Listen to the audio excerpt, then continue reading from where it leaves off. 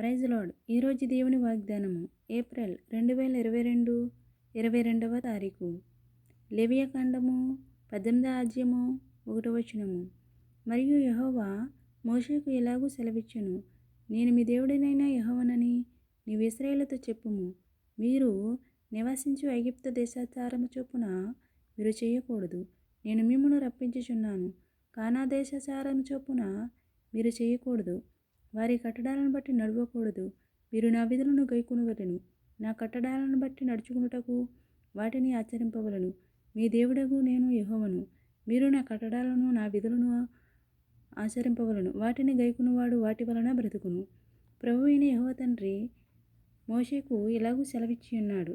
ఇశ్రాయేలీయులందరితోనూ ప్రభువైన యెహోవా మోషేకు సెలవిచ్చి ఉన్నాడు. అహరోనుతోనూ అతని కుమారులతోనూ ఇశ్రాయేలు కుటుంబములతోనూ యెహోవా సెలవిచ్చి ఉన్నాడు. దేవుని మందిరము ఎదుట అర్పణములు అర్పించుటకు బలి పశువులను రక్తమును బలికి ఇచ్చువాడు దేవునికి పాత్రుడు కాదు.